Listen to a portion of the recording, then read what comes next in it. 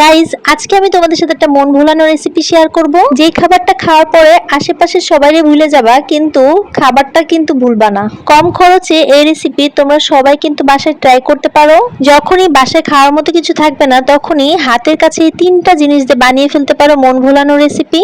আমার এক বান্ধবী আমার এই খাবারটা দেখে খুবই প্রশংসা করতেছিল। সে বলতেছিল সেও নাকি বানিয়ে খাবে, তাই আজকে আবার দেখিয়ে দিলাম কিভাবে বানাতে হয়। যাই হোক, আমার এই খাবারটা তৈরি করতে দুধ, কলা এবং মুড়ি লেগেছে।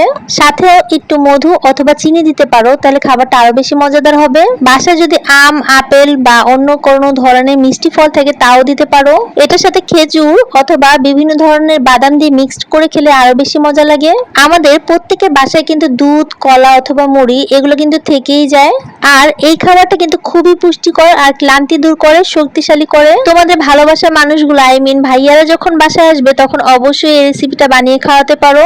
মনের ক্লান্তি সহ শরীরের ক্লান্তি সবই দূর হয়ে যাবে এই খাবারটা খেলে। আমার বাসায় মধু শেষ হয়ে গিয়েছিল, তাই আমি এটা চিনি দিয়েই তৈরি করেছি। এট ফার্স্ট আমি দুধটাকে গরম করে নিয়েছিলাম, তারপর কলাগুলোকে কুচি কুচি করে কেটেছি, তারপর হালকা একটু চিনি দিয়ে দিয়েছি। তোমরা যে যেমন মিষ্টি খেতে পছন্দ করো সেই পরিমাণ মিষ্টিটা দিবে। আর এটাতে যদি খেজুর আর বাদাম মিক্সড করো, এটা কিন্তু আরো বেশি পুষ্টিকর হয়ে যাবে। এই যে আমি বিসমিল্লাহ করতেছি, দেখো অনেক কিন্তু মজা হয়েছে। তোমরা অবশ্যই বাসায় ট্রাই করবে আর আমাকে জানাবে কেমন হয়েছে তোমাদেরটা। প্রশংসা করার দরকার নেই, প্রশংসাটা তোমরা রাখো আর দোয়াটা আমাকে দিও। Thanks for watching, tata.